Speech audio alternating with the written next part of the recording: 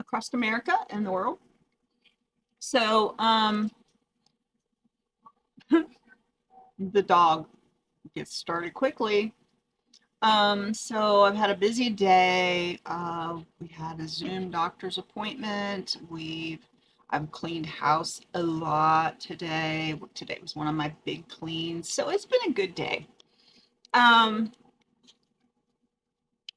I want to apologize for anything that looks messy. The dogs are always playing on the bed, which makes it's their playground, so they get the duvet all messed up. And I am having saltine crackers and cream cheese with a sprinkle of onion and dill powder. Love this.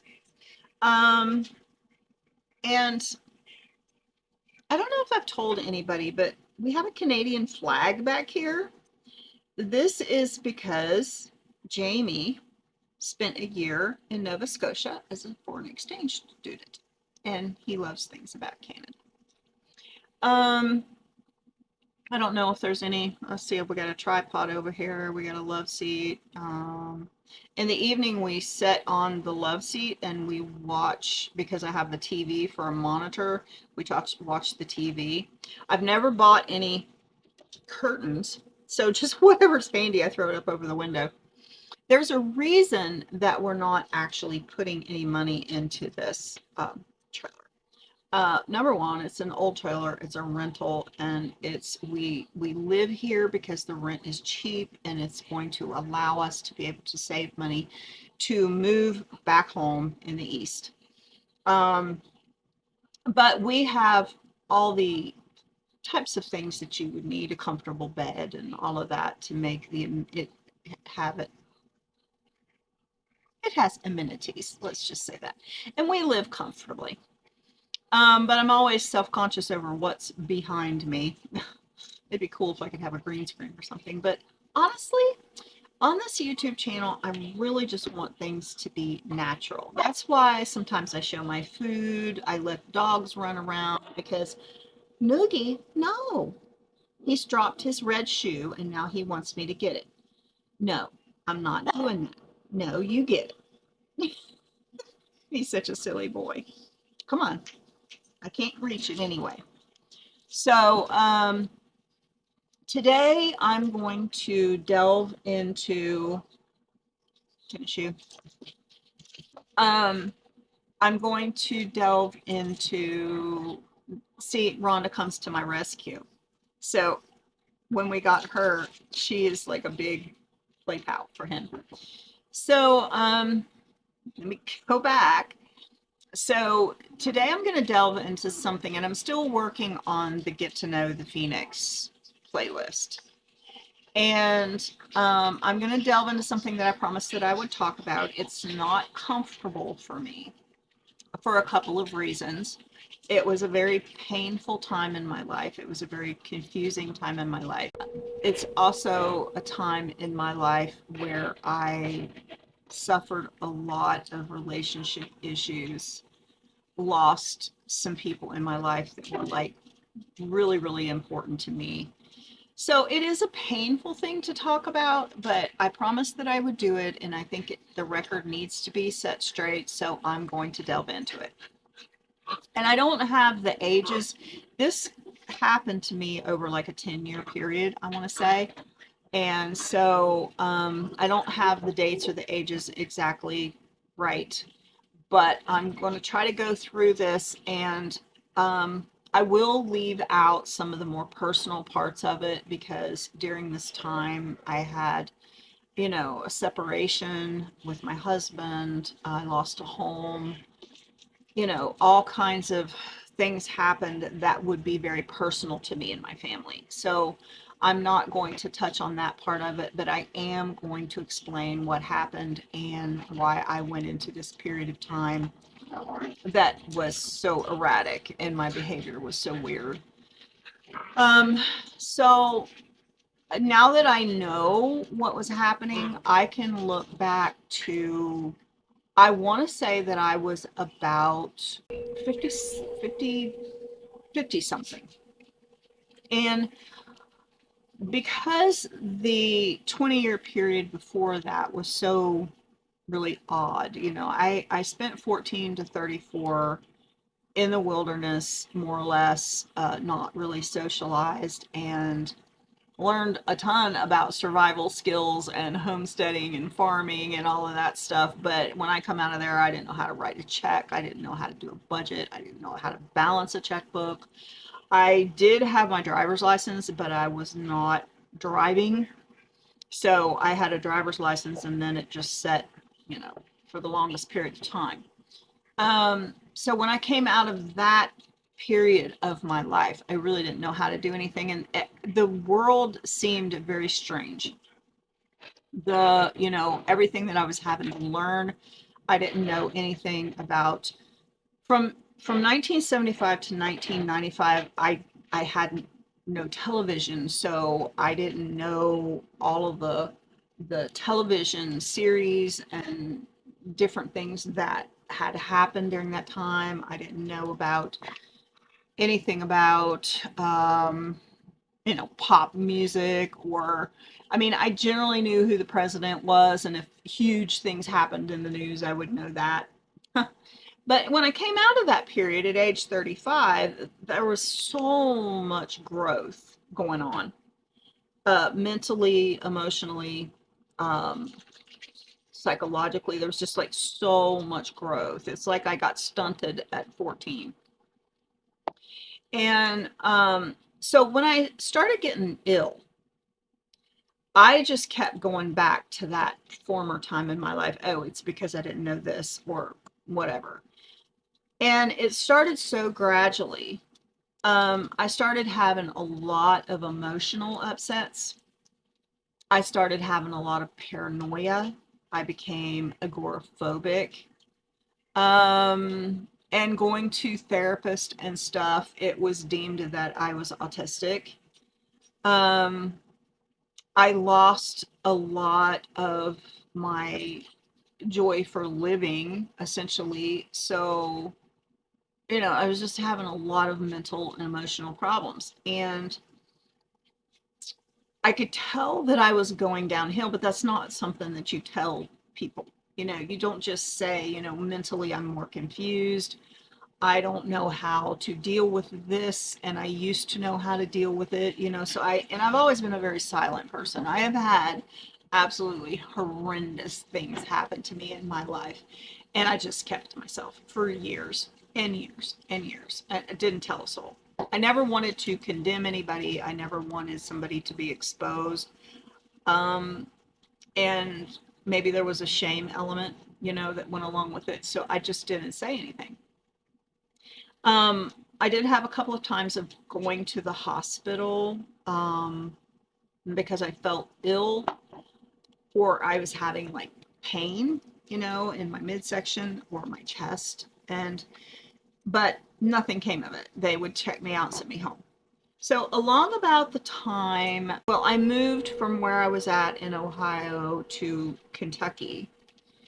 And along about that time, it started getting worse. So a couple of years in, I am going to say that I was still in my 50s, kind of later 50s, maybe.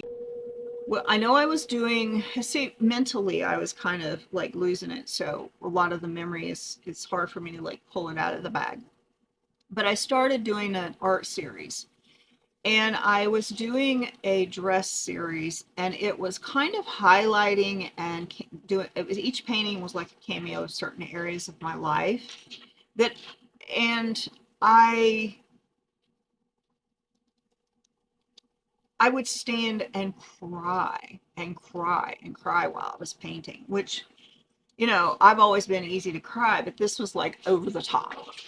And I would get emotionally despondent, and I would go, I mean, at that time mom was in the hospital bed, but she was still capable of talking, so I would go to her, or I would go to my husband, or I would go to my daughter, or I would even go to my son, and I would say, this is bothering me. And there was a sense of, and I would go to my brother and sister's house, my sister-in-law's house, and talk to them about something, but I was essentially grasping because I couldn't make sense of certain things that were going on in my life.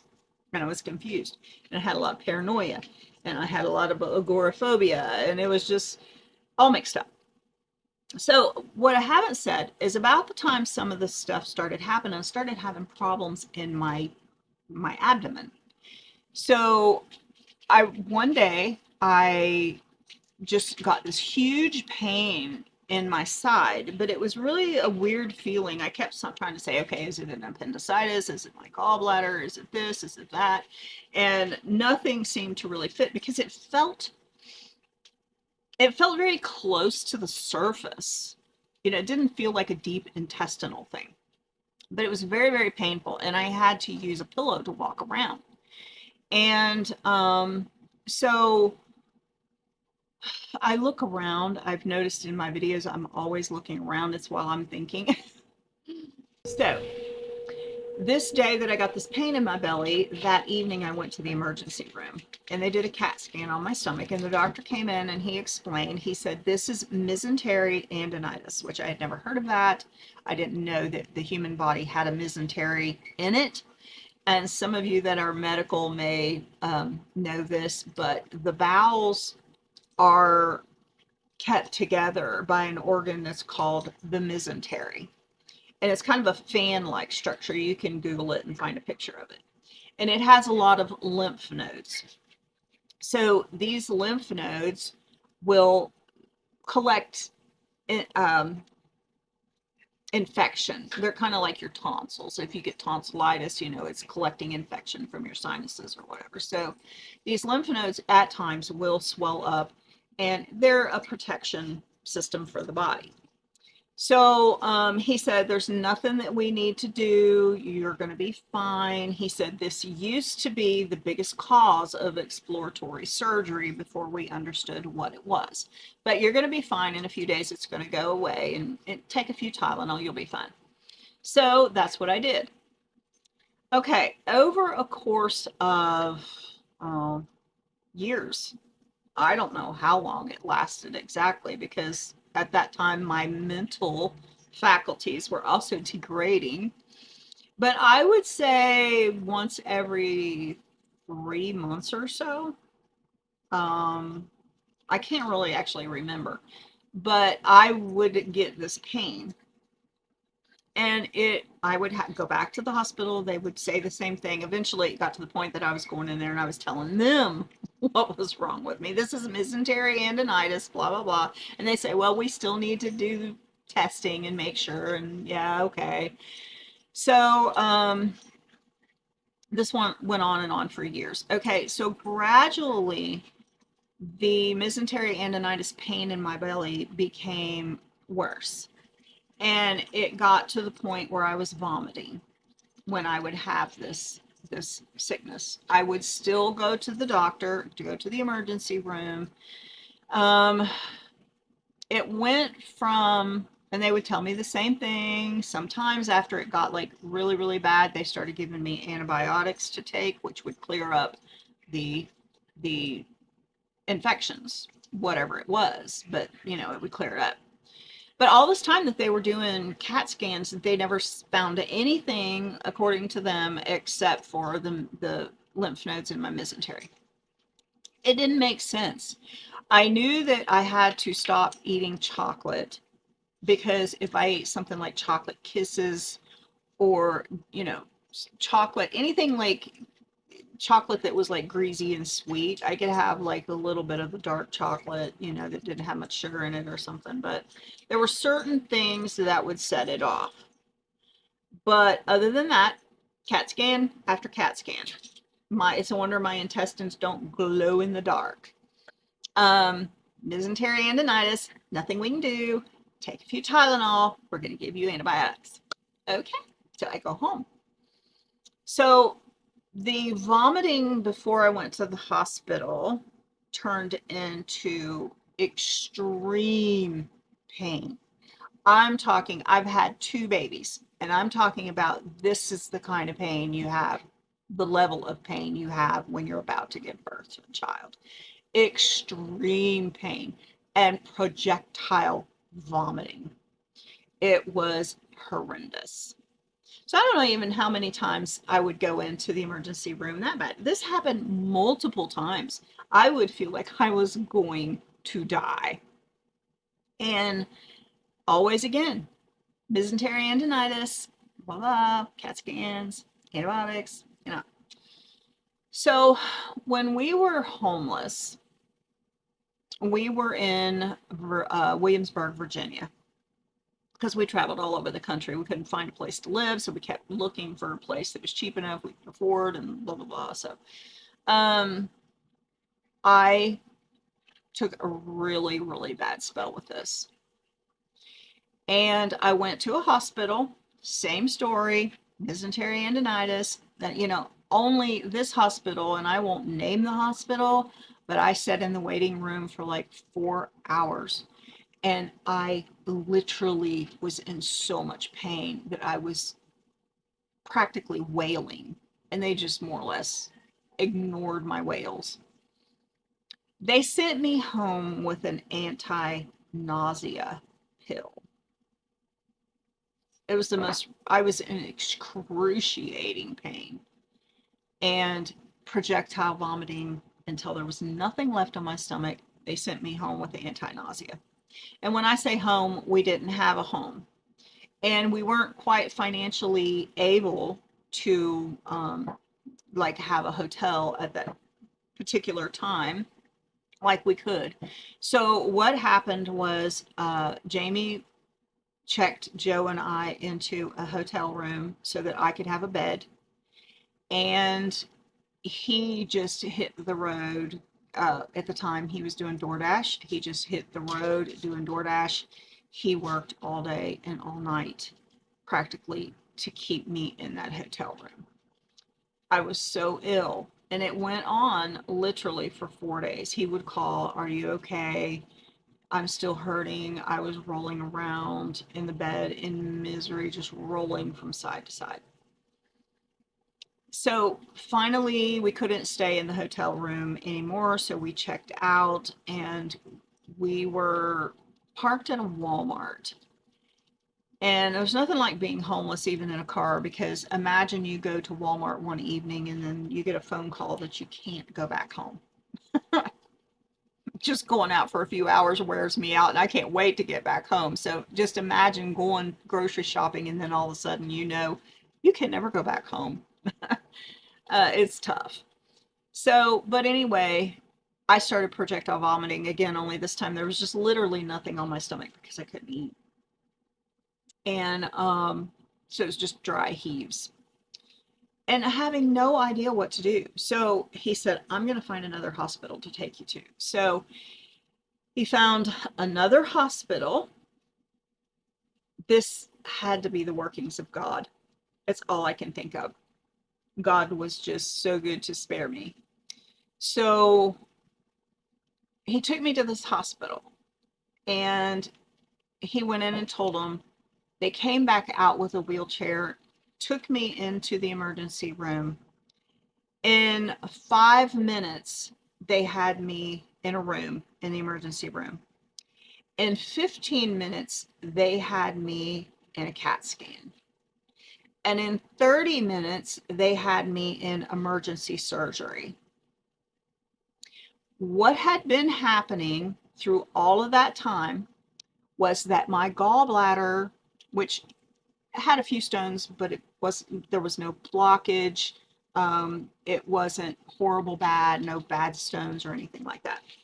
But my gallbladder had started dying. And it was sending poison into all the lymph nodes in my mesentery. They would give me the antibiotics. It was a very slow process. The surgeon explained it to me. And he also verified that essentially what I was going through mentally was a form of encephalitis, which the sepsis was setting into my body, and the antibiotics were, and my system for some reason was fighting it off, but it was actually causing a form of encephalitis, which is essentially, your brain cells are dying. And I was having, I had personality changes during that time. I was known as Gigi for a couple of years. I lost memory of my past life. Um, Literally, I was out of touch with reality. I had very similar symptoms of borderline personality disorder because my anger just went out the roof. It was a very dire mental state, and it caused me to make, all kinds of horrible, horrible decisions. And essentially, my family dissolved that I had, and my home dissolved. I lost my home because I just couldn't keep things together. And everybody just thought I was crazy. And everybody thought that this, very sedate country woman that was like so level headed, I might have been a little goofy, but never crazy like that. And so I suddenly, within just a short period of time, just became this raving lunatic. And um, so what happened going back to the hospital, they did emergency surgery. My gallbladder was essentially dead and on the verge of gangrene. My bowels and my stomach were grown to it. So essentially, this was a pretty major surgery. They had to essentially separate my stomach and my bowels from this. I call it green cheese because essentially it was a dead and moldering gallbladder that had been for years sending poison into my system, and I was walking around with a certain amount of sepsis in my body, and it was eating away at my brain. The sepsis in my body was eating away at my brain. And so it was a pretty long surgery. And when I went back to the surgeon, he explained to me how dire it was. It was really bad. And they did biopsy and everything, and luckily, there was no cancer, there was no, other than the poison in my body. um, I was in pretty good shape. There was no, even though there was this like growing together on the inside, they managed to get everything separated. And have you ever, I imagine this, but have you ever had like a piece of cheese or a sandwich or something and you forget it in the back of the refrigerator, and then when you find it because you smelled something or other and you pull it out and it has like mold on it, right? So it's like all grown together, and the tomato and the bread and the meat and everything, it's just like kind of grown into this mass. That's what I imagine, and it's absolutely horrible. I can't hardly stand to think about it. So anyway, they removed that, and they had me on high-powered antibiotics to kill all the poison. Um, they had me on, I wasn't on a ventilator, but they had me on oxygen, and they were doing breathing treatments and all kinds of stuff that they had me hooked to. And for 36 hours, I literally I was like tied in the bed, not in a restrained type way, but they had my legs tied down. Um, and they had those, those pressure cups that was massaging my legs. And I was in the bed for quite some time before I even woke up. And I don't know the exact hours, but I know it was like 36 hours. And suddenly I realized I'm tied in the bed and I need to use the bathroom. I don't know what went on before that. I mean, it was just like really unconscious. And the pain was really, really bad. So they had me on high painkillers. And, but ultimately, after the 36-hour period, I'm laying in the bed, and my normal brain cells. I mean, I think I'm still probably growing. My brain continues to improve as I go along. It's been a year and a half now about since my surgery, and I'm definitely every single week I can see progress. Um, I'm looking better. I mean, the first year I was here, I looked horrible. I was very ill looking. So, but after the 36 hours and my brain started returning, my clarity of thought started returning somewhat right away. Um, I was laying there and I was thinking about my family. I love my family. And I was thinking how everything just ripped apart. And I started trying to put two and two together. And I started remembering things I had done, decisions I had made, stupid stuff I had done. And I'm like, why did I do that? Why? And there are people in my family and people that I know that will never forgive me for some of the things I did. I may never totally forgive myself for things that I did. But when I woke up in that hospital bed and that dead gallbladder was gone and they had started using the antibiotics to get rid of that and some of my brain, functions started coming back, I was devastated. And it was a grief process that I'm still going through. I can at night, if I have like a little bit of a bad dream, wake up in the night and be hyperventilating. Um, it has been a really, really tough experience. But I am on the mend and my mental faculties are, I would say, really, really pretty good right now. Miggy. No, no, no. You want to see him? You want to see my guy? He's a chug. Looky here. Looky here. He's my boy. So, all right. That's pretty much the story, and I'm not going to go into a lot of the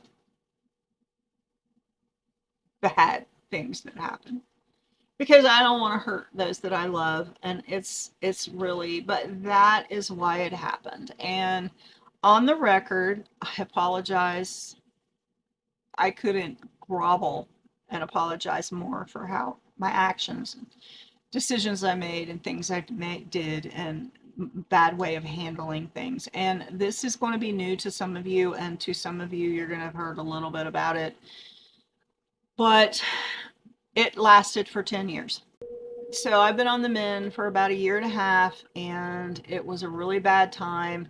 Also, during that time, the year leading up to having the gallbladder surgery, I also had a blood clot in my lung and my leg. So I spent time in the hospital on that, stayed on blood thinners for a long time. Had COVID. And when I had COVID, I went into congestive heart failure, which the doctor says I have recovered from. So it was a bad time. And if I can come up with some pictures of what I actually looked like a few months back, you would probably be shocked. If I can find some, I may stick some up here. But I just was really rough. But the kicker was that even though I was erratic and I was doing like crazy, stupid stuff, I was still walking around. I still acted lucid. But this is the things that I tell myself, I guess, comforting myself before I started getting sick. And I remember when I started getting sick. I was a homesteader. I had chickens, I had goats, I was raising my family, I was caregiving for my mother. Life was rolling on, and I could, other than social anxieties and certain things that I'd had my whole life and overcoming my younger life, I, I was normal. People considered me a pretty nice person. And I would never have done anything like super crazy. Um, and then after my surgery, I've went, I'm going to carry the stigma of this probably till the day I die with some people, because a lot of people can't forgive, and a lot of people just think I'm making excuses. It wasn't some kind of menopausal hormonal crazy spell and I just turned into this evil person. But after the surgery, I went back to what I was before I got sick, and I'm very stable. Some people can't believe it because they just, especially the people that met me during that time, they think that was the real me. It wasn't the real me. So I'm building back, and I will be eternally sorry for everybody that I hurt, everybody I yelled at, everything I did that was absolutely stupid, letting people down, embarrassing people, whatever it was I did. But I'm going to tell you that the authentic self is back. And not only is it back, but I'm actually growing and maturing and getting smarter and wiser as I go. But I do apologize, even though it's probably practically worthless. It is earnest and sincere from the heart. And my grief is gradually subsiding, even though I do have residual effects still in my life, such as I lost my beautiful home. I lost all my personal possessions. I turned people against me, and I have family that may never speak to me again. And I'm living in the desert in a shabby 1970s trailer, but I am doing so well. So, other than having sadness and grief and crying occasionally, my health just keeps getting better and better, and I just keep improving. So this is my story of how I call it went into the dark and how I came back to the light again. So I love you all, and I appreciate you listening to the story if you made it to the end, because it's been rather long. But I really am excited about the future. And I will say this, if you have someone in your family that has been a certain way for years, and all of a sudden mentally they just lose it, don't just ignore that. Don't just say, oh, well, what happened to them? Or give up on them. No, talk to them, tell them how erratic they are, and see if you can get them to go and have clinical tests done to see if their chemicals are off, to see if their brain waves are off, to see if they have some kind of serious bodily infection. This thing with the mesentery andinitis was so weird because my mesentery was just carrying all the poisons, and it wasn't affecting me like you would think it would. So I'm going to say bye for now. I'm going to say please like and subscribe, and hit the bell button. I would love to have some comments. This is a brand new channel, and things are very slow start, few views. I think I only have 3 subscribers, so if you find it in your heart, subscribe. And I will be coming back with another video this evening. And who knows what that will be. I haven't quite decided yet. So, bye for now. See you later.